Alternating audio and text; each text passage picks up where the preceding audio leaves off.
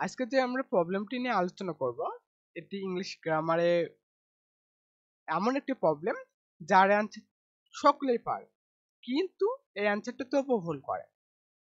আমরা আমাদের যে প্রবলেমটি সেটা আগে দেখি যে সকলে অ্যান্সার কি করে। যে I meet one of my school friends, I meet one of my school friends, here the word school lexically is.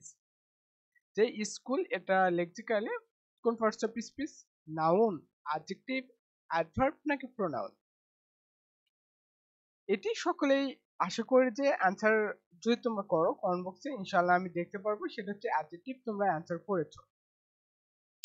কিন্তু এই অ্যান্সারটা ভুল। এই অ্যান্সারটা কি ভুল? তোমরা, আমি জানি তোমরা অ্যান্সার করবে এটা, কিন্তু অ্যাডজেক্টিভ অ্যান্সারটি 100% ভুল এখানে হবে। কেন ভুল হবে আমি ব্যাখ্যা করি, চল। তার আগে বলে নিই, যারা চ্যানেলটি এখন পর্যন্ত সাবস্ক্রাইব করেনি অবশ্যই চ্যানেলটি সাবস্ক্রাইব করে রাখবেন। এখানে বলতেছে here the word school lexically is, এখানে অপশনে দেওয়া আছে নাউন, অ্যাডজেক্টিভ, অ্যাডভার্ব অথবা প্রোনাউন। সাধারণত শিক্ষার্থীরা কি করে, কোন জায়গায় ভুল করে সেটা হচ্ছে তারা ভাবে, তারা প্রথমে এই সেন্টেন্সটাই পড়ে নেয় যে I meet one of my school friends. এখানে তারা ভাবে যে এই স্কুলটির কোন পার্টস অফ স্পিচ সেই কথাটি হয়তো বা কোশ্চেনে বলতেছে। সে অনুযায়ী ওরা ডাইরেক্ট দেখে যে হেয়ার দ্য ওয়ার্ড স্কুল লেক্সিক্যালি, এইভাবে দেখে যে অস্পষ্ট একটা দেখা বা অগভীর দেখা মাধ্যমে তারা অ্যান্সার করেছে অ্যাডজেক্টিভ। হ্যাঁ ঠিক রয়েছে, কিন্তু এখানে আমাদের কোশ্চেনে কি চাইছে সেটা তারা উপলব্ধি করতে পারে না।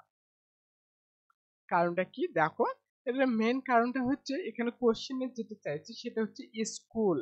এই স্কুল শব্দটা লেক্সিক্যালি অর্থ কি? লেক্সিক্যালি অর্থ হচ্ছে আমাদের অভিধানিক, যে অভিধান অনুসারে স্কুল শব্দটি কোন পার্টস অফ স্পিচ। কিন্তু আমরা এখানে বেশিরভাগ স্টুডেন্টকে দেখবো অ্যান্সার করবে যে এই সেন্টেন্স অনুযায়ী, যে এই সেন্টেন্স অনুযায়ী স্কুল শব্দটি কোন পার্টস অফ স্পিচ, যে স্কুল শব্দটি কোথায় বসেছে, কার পজিশনে বসেছে। এতে সাধারণ যে নিয়ম রয়েছে সেখানে অনুযায়ী অ্যাডজেক্টিভ স্কুল হ্যাঁ ঠিক রয়েছে, কিন্তু তোমার কোশ্চেন চাইছে যে অভিধান অনুসারে স্কুল শব্দটি কোন পার্টস অফ স্পিচ, তখন কি অ্যান্সার করবা অ্যাডজেক্টিভ? না, কারণ স্কুল শব্দটি তোমার যে কোনো অভিধানে দেখবা, অক্সফোর্ডের দেখো আর ক্যামব্রিজের যে অভিধানটা রয়েছে সেখানে দেখো না কেন, যেখানে দেখো সেখানে স্কুল শব্দটি রয়েছে তোমার নাউন হিসেবে, হিসেবে নাউন হিসেবে। সো আমাদের বি নাম্বার অ্যান্সার এখানে হবে না। অ্যান্সার কি হবে? এ নাম্বার হবে আমাদের অ্যান্সার। কারণ স্কুল যে শব্দটি রয়েছে এটা অভিধানে নাউন হিসেবেই বসেছে, নাউন হিসেবেই রয়েছে, ওখানে তো আর অ্যাডজেক্টিভ হিসেবে দেয়নি। আর এখানে যদি বলে যে শুধু যে এইখানে যে লেক্সিক্যাল ওয়ার্ডটা না থাকতো তখন এখানে আবার অ্যান্সার হতো যে আমাদের অ্যাডজেক্টিভ, তখন অ্যান্সার হতো। বুঝতে পেরেছো নিশ্চয়? যদি এখানে তোমাদের যদি এখানে লেক্সিক্যাল ওয়ার্ডটা না থাকতো তাহলেই তোমাদের অ্যান্সার অ্যাডজেক্টিভ হতো, আর লেক্সিক্যাল ওয়ার্ডটি থাকলে এখানে কি হতো অ্যান্সার, অ্যান্সার হতো নাউন। আশা করছি ক্লিয়ার, এখান পর্যন্ত ক্লিয়ার। আর বিভিন্ন ধরনের প্রতিযোগিতামূলক পরীক্ষায় কিভাবে কোশ্চেন আসে জানো?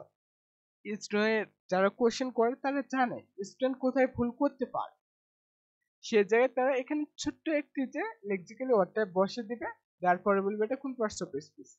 বুঝতে পেরেছ যে এখানে তারা ভাববে যে একটি সেন্টেন্স দেওয়া রয়েছে, সো তারা যারা আনসার করবে শিক্ষার্থীরা তারা নিঃসন্দেহে এই সেন্টেন্স দেখে আনসার করবে, কারণ তারা ভালোভাবে কোশ্চেনটা পড়ে না, এর কারণে অ্যান্সার ভুল করে।